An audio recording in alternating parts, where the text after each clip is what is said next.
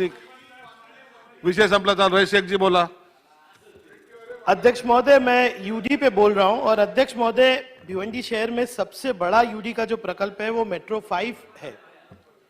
मैं सदस्य बनने के बाद इसका कंप्लीट पाठ पुरावा कर रहा हूं। सम्माननीय मुख्यमंत्री जी ने इस सभागृह में कहा था कि मेट्रो 5 का टेंडर 4 महीने में होगा।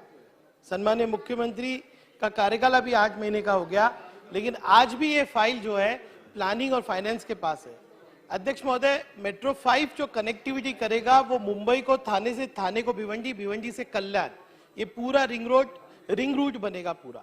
अध्यक्ष महोदय, मैं चाहता हूं कि सरकार इसके ऊपर अपना एक ठोस जो वो काम करने वाले वो इस प्रकल्प के बारे में बताए। दूसरा अध्यक्ष महोदय, एक बड़ा प्रकल्प जो भिवंडी के अंदर होने वाला है, आप जानते हैं कि भिवंडी शहर अब एक ट्रांजिट शहर बन गया है कि वहां पे समृद्धि भी कनेक्ट होने वाला है, वहां पे मनोर से आने वाले रोड भी कनेक्ट होने वाले। अध्यक्ष महोदय, भिवंडी बाईपास विश्व भारती फाटा से बिनार तक जो है एक रोड कनेक्ट होने वाला है, जिसकी प्रोजेक्ट रिपोर्ट मेरे हाथ में है, लेकिन आज भी यूडी ने इसके ऊपर टेंडर नहीं किया। मैं चाहता हूं कि अध्यक्ष महोदय उत्तर में ये आए कि कब तक ये प्रोजेक्ट होने वाला है। दूसरा, भिवंडी शहर का रिंग रोड, अध्यक्ष महोदय छोटे शहरों के ऊपर ध्यान देना चाहिए क्योंकि यहाँ की ट्रैफिक व्यवस्था बिल्कुल खराब हो चुकी है।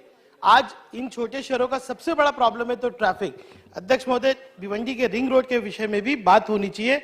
अध्यक्ष महोदय, मेरा अनुभव मुंबई में भी काम करने का और भिवंडी में भी है। सारा ध्यान जो है मुंबई के ऊपर रखा जाता है, लेकिन भिवंडी जैसे शहर जो डी क्लास कॉर्पोरेशन है, उनके ऊपर यूडी सिर्फ रेगुलेटरी बॉडी की तरह काम करती है। मैं चाहता हूं कि महाराष्ट्र के अंदर जो जितने भी 27 महानगर पालिका है उनकी रैंकिंग सिस्टम हो। आज एजुकेशन के विषय पे बात करो तो एजुकेशन मिनिस्टर कहते हैं कि फंड यूटिलाइजेशन अगर करना है, महानगर पालिका को कंपलसरी करना है, तो वो यूडी के अंदर आता है।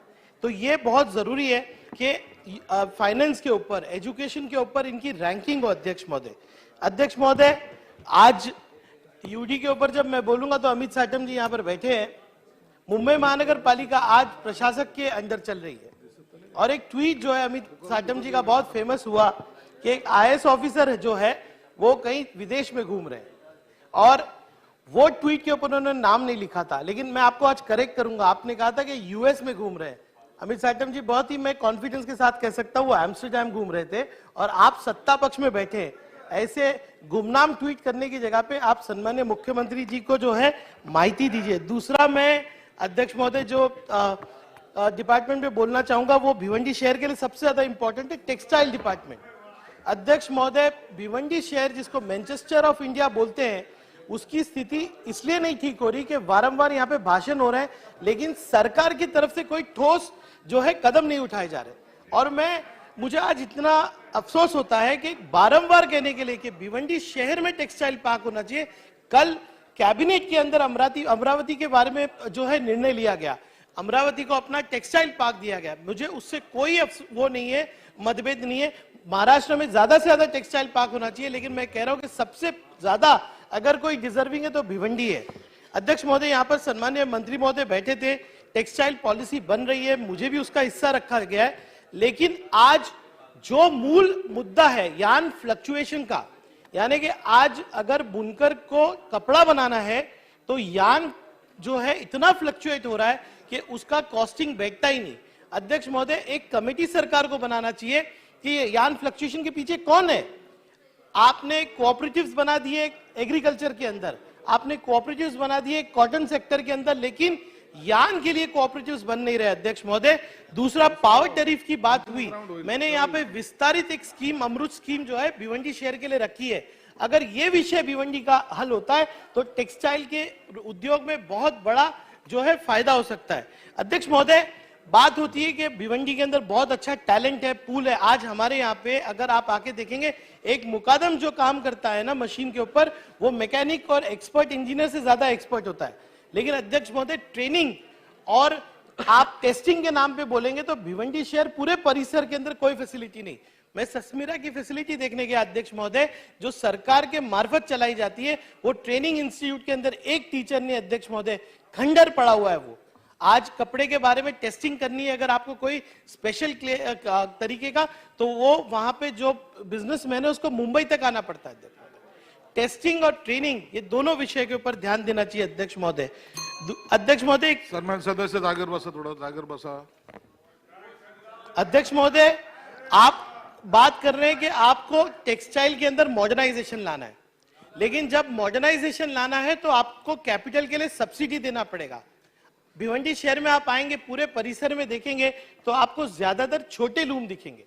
आपको अपग्रेडेशन अगर करना है तो इस इंडस्ट्री में आपको जो है सब्सिडी देना पड़ेगा। अध्यक्ष महोदय, अध्यक्ष महोदय, मुझे वादा किया मिनिस्टर साहब ने कि वो भिवंडी शहर आएंगे और भिवंडी के जितने भी मसाइले टेक्सटाइल से रिलेटेड उस पर वो ध्यान देंगे। दूसरा अध्यक्ष महोदय, एक इंपॉर्टेंट बात मैं कहना चाह रहा था कि यूडी के ऊपर ही कि मुंबई के अंदर देवनार स्लॉटर हाउस है और जो है जितनी भी एमएमआर रीजन है वहां पर भी स्लॉटर हाउस है।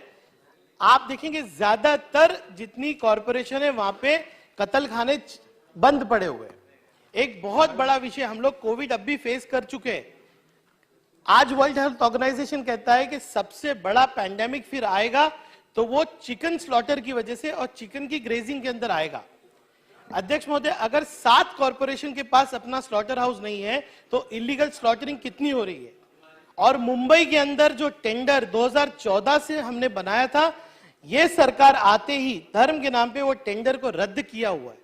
अगर देवनार स्लॉटर हाउस मॉडर्नाइज नहीं होता तो पूरे एमएमआर रीजन में आप क्लीन हाइजीनिक स्लॉटरिंग कहां करेंगे। अध्यक्ष महोदय, अध्यक्ष महोदय, मेरा सुझाव है आपको और यूडी को सीरियसली लेना चाहिए कि एमएमआर रीजन के अंदर सिर्फ कैटल और गोट स्लॉटरिंग ही नहीं, चिकन स्लॉटरिंग सिस्टम भी चालू करना चाहिए। क्योंकि अगर जब तक आप एक ऐसा सिस्टम नहीं बनाएंगे कि क्लीन हाइजीनिक मटन सब जगह पहुंचे, तब तक इस तरह के पैंडेमिक का डर आपको बना रहेगा और यूडी में इसका उत्तर देना चाहिए। यही मैं कहूंगा। आपने मुझे बोलने का संधि दी, इसके लिए धन्यवाद।